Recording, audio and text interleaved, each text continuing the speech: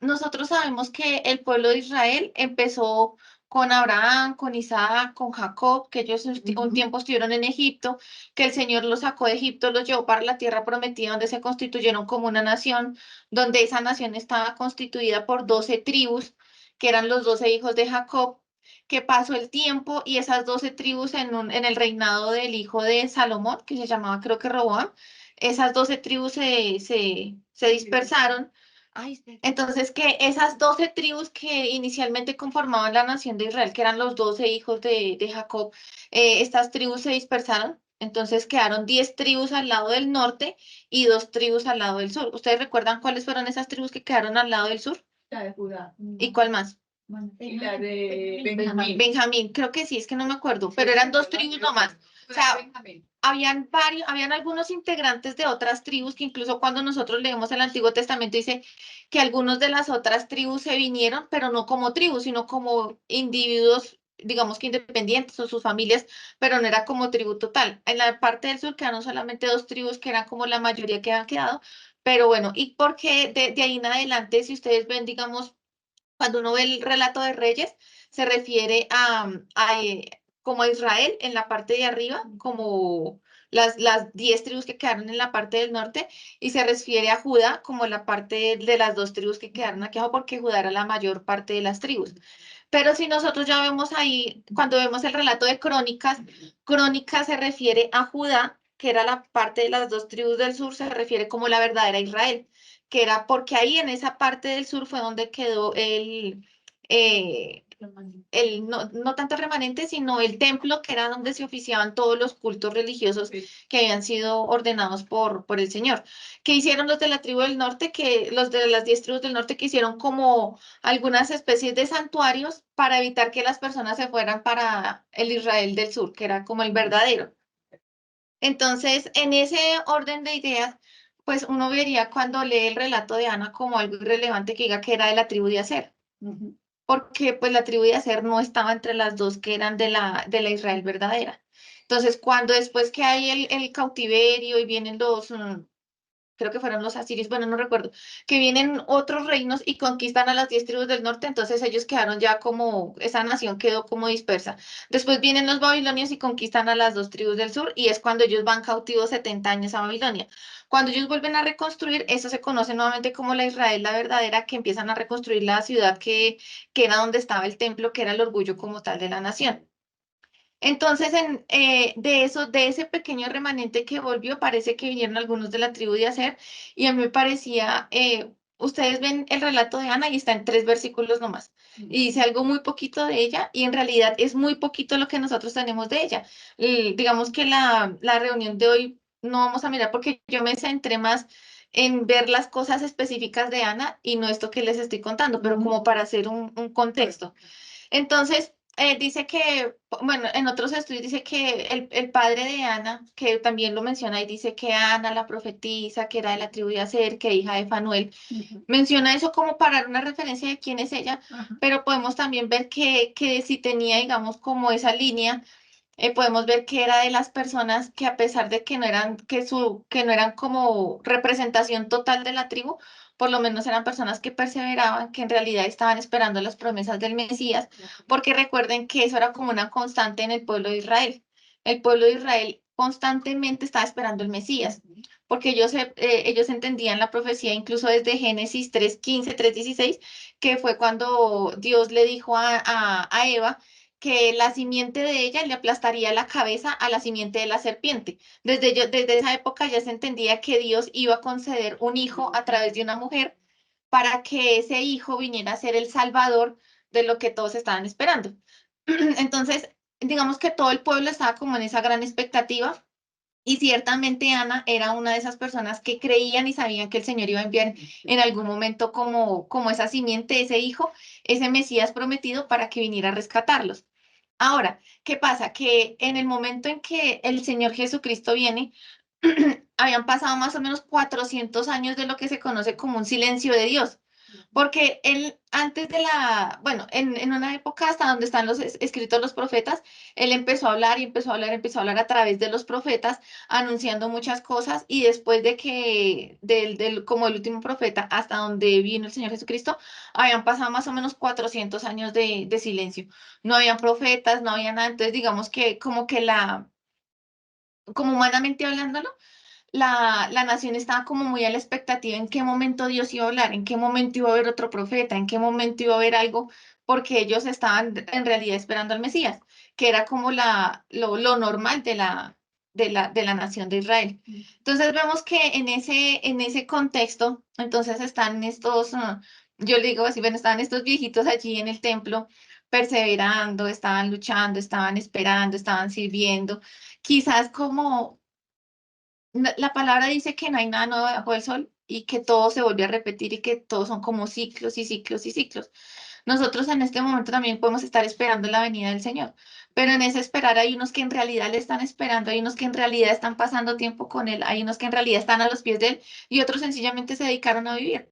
Quizás de una manera religiosa, quizás de una manera como los fariseos lo vivían en esa época, que ellos estaban más enfocados en la pompa del templo, en mostrar que ellos eran religiosos y cumplían la ley. O sea, se dedicaron fue como a buscar esa recompensa que iban a obtener de los hombres o a mantener un estatus, a mantener eso. Entonces, que nosotros también podamos ver en esas cosas que aún, aunque nosotros estemos de pronto en un ambiente religioso, que de pronto nosotros nos estemos jactando de que tenemos sana doctrina, que de pronto no somos como los de aquí, que no somos con los de allá, que esa religiosidad, una cosa es el celo por las cosas del Señor y otra cosa es la religiosidad. El celo por las cosas del Señor nos hace buscar una vida en santidad, de estar a los pies del Señor, de estar con los hermanos, de estar sirviendo, de estar conociendo, pero la religiosidad nos busca es como ponernos reglas que nos hacen proyectar una apariencia de piedad. Y a nosotros proyectar una apariencia de piedad pues no nos sirve para obtener una recompensa de los hombres, pero no nos va a servir en realidad en un proceso de santificación, y tampoco nos va a servir para estar entendiendo las señales que el Señor le muestra a aquellos que sí están a sus pies.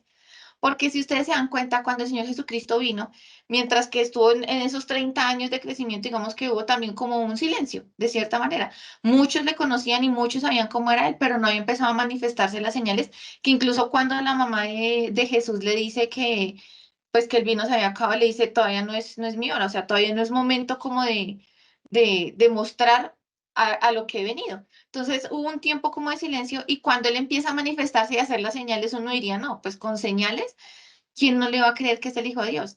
Viene una temporada de silencio brutal, como que donde nada se mueve y de repente empiezan a haber señales, empiezan a haber milagros y empiezan a haber sanidades, pues uno diría, es imposible que la gente no lo reconozca, pero fue muy posible, tanto que lo mataron. Entonces, el hecho de que hayan señales y grandes milagros no asegura que eso quite la dureza del corazón. ¿Por qué lo digo? Porque Ana no vio ningún milagro, vio un niño. Ana ni siquiera vio a alguien, un niño haciendo milagros o un niño destellando rayos de luz o un niño algo sobrenatural, porque entonces todo el mundo lo hubiese reconocido. Entonces, esa vida que tuvieron tanto Ana como Simeón de estar a los pies del Señor les permitió ver cosas que solo el Señor les muestra a los que están cerquita. Entonces, por lo menos, vemos el contexto. Quiero leer acá precisamente el pasaje. Entonces, esto más o menos es como esta escena, ¿no? Es algo tan pequeñito, pero el Señor nos permite ver, aunque sea poquito, que nos permita ver algo de cómo el Señor obra, a veces con cosas muy grandes, a veces con cosas tan simples como encontrarse a alguien en el templo. Entonces vemos que José y María estaban presentando al niño, Simeón se encuentra y les dice algunas cosas, y allí estaba Ana. Ya, ¿por qué? Porque ya, bueno, vamos a mirar el pasaje que está en Lucas, son 3 versículos nomás, pero dice, estaba también allí Ana, profetisa, hija de Fanuel de la tribu de Aser, de edad muy avanzada, pues había vivido con su marido 7 años desde su virginidad y era viuda hacía 84 años. Y no se apartaba del templo, sirviendo de noche y de día con ayunos y oraciones. Esta, presentándose en la misma hora, daba gracias a Dios y hablaba del niño a todos los que esperaban la redención en Jerusalén. Entonces ahí vemos esos detalles. Vemos que algunos autores lo explican así, dicen que posiblemente cuando José y María fueron a presentar al niño, habiéndose pasado los 8 días y que ya venía la circuncisión y el nombre, bueno, todo esto, ellos llegan al templo y Simeón reconoce, porque Simeón también era otro hombre de avanzada edad y él le da esta profecía que ya la vimos la vez pasada también en la enseñanza de María, le da esta profecía a María reconociendo quién era el niño, que uno también dice, ¿cómo hacen para ver eso? Pues estando a los pies del Señor. Dice que, ¿cómo es que dice? Que ese pasaje que dice que yo te enseñaré grandes cosas y te revelaré grandes misterios, pero eso no, eso es solamente a los que se van acercando en una intimidad con el Señor y cuyo objetivo no es precisamente obtener esas revelaciones, sino conocer al mismo Señor. Pero él, así como lo hizo con Abraham, dice, no le contaré yo a Abraham siendo mi amigo lo que voy a hacer. Entonces, el ser amigos del Señor, sin que nuestro objetivo sea conocer grandes secretos, sino ser amigos del Señor y Él mismo nos va a dar esa visión de las cosas que vayan pasando.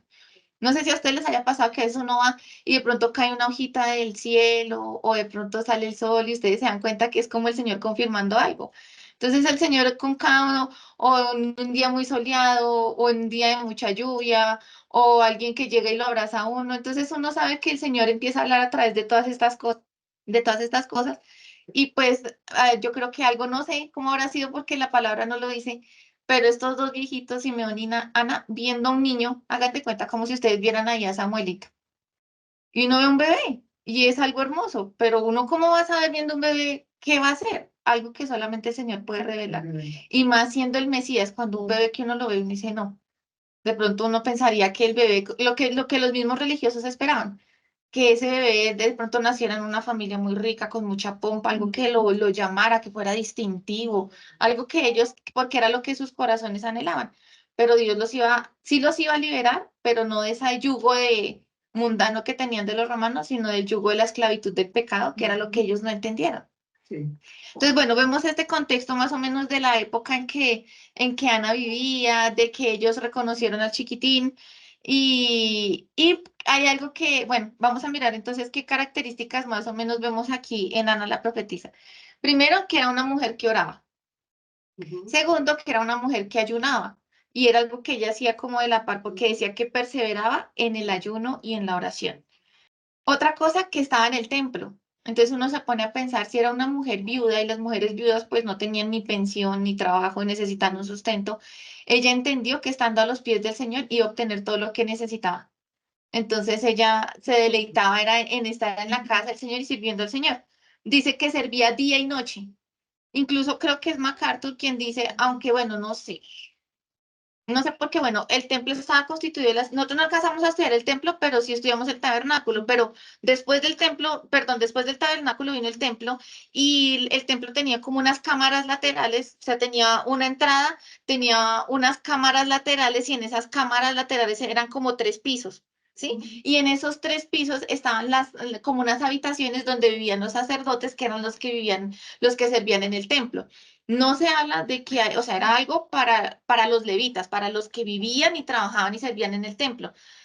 Yo no estoy tan segura de que de pronto lo que MacArthur plantee sea así, pero él dice que posiblemente, como era una mujer que persevera, posiblemente hasta le habían adecuado un lugar allí para que ella viviera. No sabemos, no nos dice de dónde viven, solamente sea que viviera allí o que no viviera, sabemos que ella perseveraba día y noche, que de pronto si usted llegaba por la noche le iba a encontrar ahí orando y ayunando, que si usted de pronto llegaba en la madrugada al templo, pasaba por ahí, iba a ver a Ana orando y ayunando siempre delante del Señor, día y noche, perseverando en la oración y en el ayuno. Y posiblemente esta mujer, o sea, en su corazón tenía no solo la salvación de ella y estar a los pies del Señor, sino que también oraba por la nación. ¿Por qué? Porque cuando ella vio al niño y el Señor le mostró y ella pudo reconocer quién era el niño, ella salió inmediatamente a decírselo a todos. O sea, no fue algo que se guardó para sí misma, digamos como, bueno, no sé, no fue algo que ella se guardó para sí misma, sino que sabía que también de pronto hacía parte de lo que ella había orado al Señor, para no solamente para ella, sino para su nación. Bueno, como ya lo hablamos, era una mujer que esperaba al Mesías, su corazón anhelaba y estaba preparado para la venida del Señor. Tanto que pues posiblemente ya no alcanzó a presenciar su muerte, todos sus milagros, pero ya tuvo, es algo así como lo que nosotros vemos en Hebreos, que todos los personajes que nosotros vemos en esa galería de personajes en Hebreos 11, que dice que todos estos eran como los héroes de la fe y eso, que dice, todos ellos murieron sin haber visto lo prometido. O sea, todos ellos murieron teniendo la certeza de que el Mesías vendría, pero nunca lo vieron. Dice que lo vieron, o sea, lo vieron pero sin verlo, sino que sabían que iba a volver y lo saludaron desde lejos. O sea, sabían que a pesar de que ellos iban a morir, el Señor iba a mandar ese Mesías que la nación estaba esperando. Y a Ana se le concedió por lo menos verlo. Quizás no vio toda su trayectoria en la tierra, pero ya lo alcanzó a ver y también diría ya. Lo mismo como Simeón dice, ahora despides a tu siervo en paz, ya he visto que ya llegó. Ellos se alcanzaron a ver, o sea, unos murieron antecitos de siquiera verlo nacer, otros lo vieron nacer y supieron que era él, y otros le vieron los milagros y lo crucificaron. Entonces, porque si eran los religiosos, si eran los que tenían su pompa, los que tenían sus arandelas, sus cosas, sus credenciales, el hecho de que nosotros tengamos mucho conocimiento no nos va a garantizar de que en realidad estemos conociendo al Señor. A veces nos podemos, hay un ejemplo que colocaban los hermanos que podemos ser como un bombombón. Un bombombón es solo cabeza, pero no está nada nutrido, nada. Entonces nosotros podemos conocer y leer y mirar muchas cosas, pero eso no nos garantiza que ese conocimiento en realidad nos esté llevando a un conocimiento verdadero de Dios. Es que nuestro corazón pueda coger todo esto que estamos aprendiendo y ver más allá. Y que eso en realidad nos lleve a tener una vida que podamos rendir al Señor y que esto en realidad nos transforme. Si no, vamos a hacer un bombón y un día vamos a explotar y eso va a quedar ahí. No va a transformar nuestras vidas y lo que esperamos es que esas palabras transformen nuestras vidas. Era profetiza. Quizás nosotros tenemos una concepción equivocada de lo que es una profetisa. Qué es un profeta? Bueno, una profetisa es un profeta mujer, pero ¿qué es un profeta? Sí, exacto, nosotros quizás lo sabemos, pero cuando ustedes ven en otros contextos, quizás en nuestro cristianismo moderno o actual, vemos que los profetas son aquellos que hacen como predicciones. Porque efectivamente, digamos que esa es una parte que hacían los profetas, pero era una parte de lo que en realidad es ser profeta. Pero básicamente el ser profeta es proclamar la palabra del Señor. Ahora, ese profeta en su ejercicio de estar proclamando la palabra del Señor, pueda que pase como los profetas que del Antiguo Testamento, que el Señor les dio como una revelación específica de cosas puntuales que iban a acontecer. Y nosotros a veces nos quedamos con que ese es el único aspecto de la profecía, como si la profecía fuera solamente algo predictivo. Incluso yo he escuchado de muchas congregaciones, entre comillas, bautistas, perdón, entre comillas, cristianas, que en realidad no conocen al Señor, pero que uno va y que va, venga por su profecía. Venga, eso en realidad es brujería, porque le están a uno como leyendo el futuro, haciéndole a uno adivinaciones. Eso no es, pero le ponen la etiqueta bonita, uno va y ve algo como muy bonito, con sus paredes blanquitas, bonito, le colocan un letrero que dice congregación cristiana, venga por su profecía. Todas las etiquetas aparentemente están bien, pero ahora el frasco y todo lo que está ahí está podrido. Porque en realidad las personas se sientan allí y alguien al lado se le sienta y le empieza a, entre comillas, a profetizar, pero en realidad le está haciendo es hechicería, le está haciendo es adivinación, brujería, todas estas cosas. Eso no es lo que es el ser profeta. Entonces aquí hay una partecita que quiero leerles, aquí pequeñita, que nos dice God Question, dice, una profetisa es un profeta en femenino. La palabra profeta proviene del término griego profetes, que significa portavoz. O sea, es alguien que habla como en representación de otro. Un profeta en la Biblia es una persona que proclama la palabra de Dios y por lo tanto habla por Dios. Es un portavoz para Dios. Una profetisa era, por lo tanto, una portavoz de Dios. El profeta o profetisa fiel era quien, independientemente de si se le escuchaba o no, decía todo lo que Dios le había indicado que dijese. Y ya, hasta ahí. Porque ella empieza a mencionar otras profetisas, que fue lo que ya miramos ahí también en el libro. Si ustedes se dan cuenta en el libro, o bueno, esa fue mi percepción, dice muchas cosas que adornaban o la vida como tal de Ana, pero de Ana en realidad se dice muy poco. Entonces, vemos que era profetisa porque ella proclamó la palabra del Señor, independientemente, bueno, aunque no se dice eso, pero por lo menos Jeremías. Cuando nosotros leemos Jeremías y vemos el contexto de Jeremías, Jeremías estuvo profetizando no sé por cuántos años y con sus profecías no hubo ni uno solo que se convirtiera, Ni uno. ni uno solo que le creyera a Jeremías. Entonces ahí vemos que él ejerció el hecho de que ejerzan su don o lo que el Señor les dio de proclamar la palabra del Señor, es eso, que ellos proclamen independientemente, o sea, obviamente el objetivo es que las personas se conviertan, pero también recuerdo que Yo me preguntaba este pasaje de la Biblia que incluso nosotros también lo cantamos, donde dice que la palabra de Dios no vuelve vacía. Y yo decía, si uno predica y todas las personas, digamos, que han escuchado la palabra de Dios, ¿y por qué no todos se convierten? ¿Cómo funciona eso cuando la palabra no se convierten? Si el fruto de la palabra es que haya conversión, ¿por qué algunos no se convierten escuchando la palabra? Y pues es que uno a veces le atribuye cosas al Señor que de pronto no ha dicho. Y cuando yo estudié un poquito ese pasaje decía, la palabra no vuelve vacía. ¿Por qué? Porque quien la escuchó y la recibió, hay salvación. Quien la escuchó y no la recibió, hay juicio. Entonces la palabra no vuelve vacía. Vuelve con bendición, no con juicio, pero cumple su trabajo. Entonces yo decía, uff, entonces eso mismo pues finalmente fue lo que quizás nadie se convierta o no se conviertan los que uno está esperando que se conviertan, pero finalmente la palabra no va a volver vacía. Entonces es una misión del profeta o de quien esté proclamando la palabra, proclamarla con fidelidad y dejarle las consecuencias al Señor. Y quiero compartir con ustedes unos pasajes que yo consideré que también como que adornaban, ustedes no se han dado cuenta por lo menos, cuando miramos la vida de María, que miramos el Magnificat de María, vemos que ese Magnificat o esa oración que María hizo estaba cargada de todo lo que ella sabía y conocía de las escrituras. Y recuerden que en ese momento, en las escrituras con las que el pueblo judío contaba era todo el Antiguo Testamento. Entonces vemos ese Magnificat de María y fue como una compilación de todas las cosas que habían pasado en el Antiguo Testamento, haciendo memoria de las promesas de la obra del Señor, todo eso. Chu, chu, chu. Ahora nosotros vemos quizás en Ana, no vemos un Magnificat, no vemos una gran oración que haya quedado como registro, no vemos un cántico, pero vemos en ella el registro y los frutos y la evidencia de lo que la misma palabra nosotros vemos que citaba. Por ejemplo, si ustedes miran acá, está el Salmo 23, que ya nosotros sabemos cómo empieza el Salmo 23.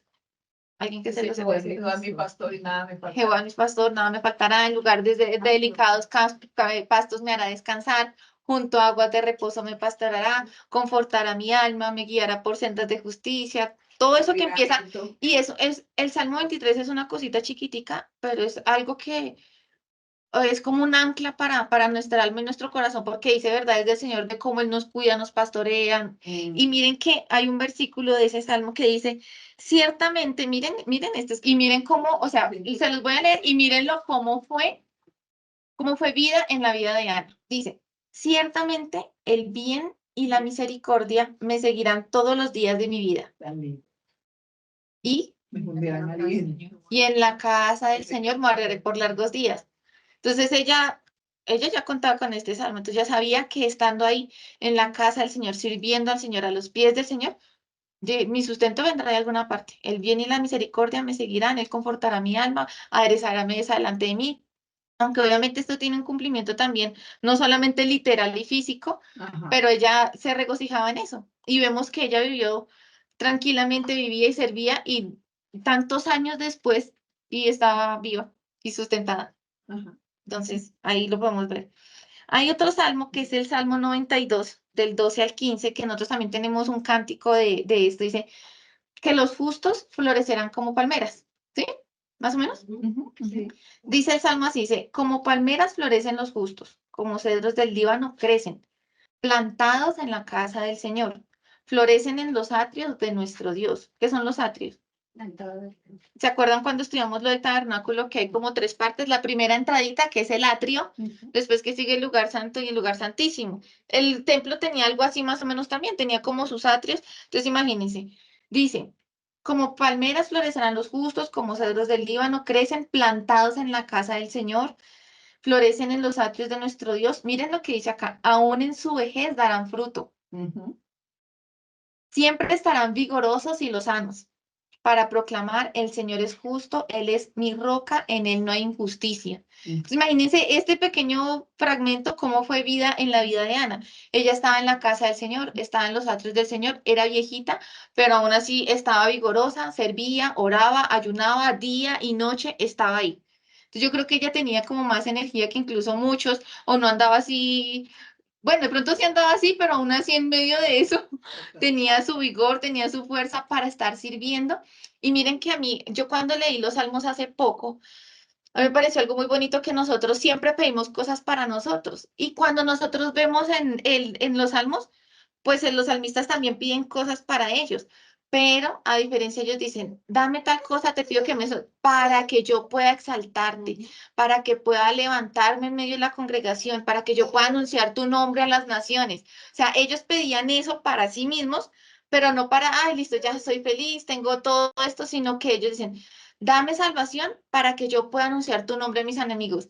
Dame tu salvación para que en medio de la congregación yo pueda exaltar tu nombre con mis hermanos. Entonces, mira, aquí dice que aún que los justos van a florecer, que estarán en los atrios del Señor y van a crecer como cedros del Líbano, que aún en la vejez fructificarán para proclamar que el Señor es justo. ¿Y qué hizo Ana? Estaba sirviendo, estaba ayunando, estaba en el templo, estaba perseverando. ¿Y qué hizo después? Salir y proclamar que ya estaba el Mesías ahí. O sea, ella en realidad vivía la palabra. Quizás no quedó un cántico o un registro, pero ella en realidad, o sea, la palabra en realidad era viuda en su vida. Ahora miremos aquí el Salmo 82.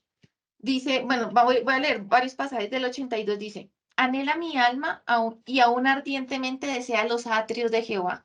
O sea, estar ahí donde yo recuerdo que una vez estaba yo así como en una tristeza bien grande y yo en esos días, yo en esa época me congregaba allí con los hermanos de Ciudad Bolívar. Ellos todavía tienen reuniones los sábados, pero yo siempre iba los sábados, siempre iba los sábados. Entonces cuando tuve ese episodio como de tristeza, yo duré bastante tiempo sin poderme reunir. Cuando volví, cuando yo dije, ya, puedo volver, ese día, pero sí, con un recibimiento con un puño, un puño santo, porque precisamente el hermano estaba hablando de los apóstoles y justo ese día la enseñanza era acerca de Tomás. Resulta que Tomás le pasó algo similar. Tomás estaba con los 12, estaba con los 12 discípulos, crucificaron al Señor y Tomás en su tristeza se alejó. Entonces, los otros después, y bueno, y Judas pasó lo que pasó con Judas, y después dice que perseveraban estos, pero entonces después le dicen a Tomás, el Señor se nos apareció. Tomás no estaba con ellos. Posiblemente Tomás estaba como por allá, estaba como de pronto triste, se había escondido, se había retraído, se alejó de los atrios del Señor, de la iglesia, de donde ocurren las cosas. Entonces el hermano ese día decía, usted a veces en su tristeza se puede meter debajo de la cama. Y bueno, pero usted está perdiendo la bendición que el Señor está trayendo en medio de la iglesia, en medio de la congregación, la revelación, la sanidad, o sea, todo lo que el Señor está haciendo en medio de estos espacios de la iglesia es como si nosotros ahorita estuviéramos en los atrios del Señor. Estamos acá donde las cosas suceden. Entonces, algo así dice acá, dice, mi alma anhela ardientemente los atrios del Señor, porque ahí es donde está la bendición de estar perseverando con los hermanos, estar en la iglesia, estar sino congregando, no de una manera religiosa, sino sabiendo que ahí el Señor es donde está impartiendo vida también. ¿Salmo qué más, Claudia? Dice, es el Salmo 82. Estoy leyendo varios pasajes, pero están en el Salmo 82. Dice, anhela mi alma y aún ardientemente desea los atrios de Jehová. Mi corazón y mi carne cantan al Dios vivo. Aún el gorrión halla casa y la golondrina nido para sí. O sea, todos encuentran un lugar donde descansar. Y así como el gorrión encuentra casa y la golondrina nido para sí, dice que donde ellos pongan sus pollos, dice, cerca de tus altares, oh Jehová de los ejércitos. Rey mío y Dios mío, bienaventurados los que habitan en tu casa perpetuamente y para siempre. Sabemos que en todas estas personas que aman al Señor siempre van a anhelar esto, no van a querer quedarse retraídas, no van a querer quedarse encerradas, sino que siempre van a estar buscando donde esté el pueblo del Señor, donde esté la congregación, donde estén los santos, donde esté la casa del Señor. Y en el mismo 84, pero en otros versículos dice, porque mejor es un día en tus atrios que mil fuera de ellos. Escogería antes estar a la puerta de la casa de mi Dios que habitar en las moradas de maldad. Porque sol y escudo es Jehová Dios, gracia y gloria dará Jehová. No quitará el bien a los que andan en integridad. Jehová de los ejércitos, dichoso el hombre que en ti confía. Entonces, podemos ver que Nana vivía la palabra, se esforzaba, se esmeraba, no buscaba. Es más, si ustedes se dan cuenta, lo que la resaltaba a ella no era que ay, era una viejita, era así sé cuándo, o de pronto era muy bonita, era muy servicial, que tenía unas ropas muy bonitas. Qué bonito es que cuando hablen de uno no digan, ay, sí, cómo se viste de bonito. Ay, no, pero sí, sí le vio el maquillaje. sino que pudieran decirme es una mujer que ora y ayuna y persevera y están siempre en las cosas del Señor y está, eso, ese era el adorno de Ana, que precisamente es lo que también se dice, creo que es en Pedro, por allá en alguna parte, perdón, donde dice que nuestro ornato, que nuestros adornos no sean las joyas, los vestidos costosos, sino que sea un espíritu afable, apacible. Sí. Esa era el mejor adorno. Y vemos que en Ana, los adornos de ella superaban los de cualquier mujer de su época, los de cualquiera de sus contemporáneas, incluso los de las muchachas quizás más hermosas de ese momento. Entonces, que al igual que Ana, sus adornos eran precisamente esa vida de piedad, estar a los pies del Señor, estando perseverando donde está la casa del Señor, que así mismo de nosotras se pueda decir que nosotros también tenemos esos adornos, que puedan decir, si ve fulanita como ora, si ve que uno llega y está orando, está ayunando, está perseverando y que después que todo eso que el Señor nos esté dando, que podamos utilizarlo para Él, como lo dicen los salmos y como vemos en la vida de Ana. Ana tenía vigor, tenía fortaleza, aunque era viejita, aunque de pronto estaba viuda, tenía muchas dificultades en su época, pero aún así lo que se resalta en la vida de Ana era precisamente esa vida que ella había cultivado a los pies del Señor. No solamente un conocimiento intelectual, sino, ¿verdad? Una vida cultivada y vivida para el Señor. Entonces, Ana, de verdad que a pesar de que se dice muy poquito de ella, es una mujer extraordinaria. Que nosotros también podamos como recibir eso de ella y más que eso, sino ver cómo el Señor puede operar en diferentes circunstancias, aún en medio de la adversidad, aún en medio de las carencias, aún en medio de pronto de que ella estaba solita, no tenía familia, pero tenía al Señor. Entonces, que nosotros de verdad podamos ser como alguna, o sea, que nosotros más que poder ser como ellas, que podamos ver y entender cómo el Señor puede operar en la vida de cualquier mujer. Quizás para que intervenga por 3 capítulos, por 3 versículos. Quizás de algunas de ellas no sabemos mucho, así como Ana, de otras sabemos mucho, pero más que buscar qué es lo tanto o lo poco que se puede hacer, saber qué es lo que el Señor necesitaba hacer, sea para dejar un registro de 3 versículos, de uno, de una palabra, de todo un capítulo, pero que nosotros de verdad podamos ser, así como estas mujeres que estamos estudiando, que de verdad podamos ser esos instrumentos en las manos del Señor, no solamente llenos de conocimiento, sino para que Él en realidad pueda mostrar su vida a través de nosotros a un mundo perdido, a una iglesia en decadencia, que de verdad nosotros podamos, que todo esto que estamos viendo no sea solamente para que quede aquí, sino que esto en realidad sea vida. Así como ellos lo hacen, así como lo vemos en los salmos, que todo esto que estamos recibiendo sea para levantar el nombre del Señor, para que otros vean lo que el Señor hace en nosotros, que también somos personas con fragilidades, con debilidades, con insuficiencias, pero que eso, pues por eso es que la palabra dice que el poder de Dios se perfecciona en nuestra debilidad. Entonces, gracias al Señor por nuestras debilidades, gracias al Señor por nuestras debilidades, por nuestras flaquezas, por nuestras insuficiencias, porque a través de esas es que el Señor de verdad va a empezar a manifestar su vida. Que en realidad lo que nosotros podamos tener sea un celo por las cosas del Señor y no una religiosidad de apariencia, de saber, de, porque eso no, ni nos va a dar, ni va a traer vida, ni para nosotros, ni para nadie. Entonces, chicas, eso era la presentación de hoy.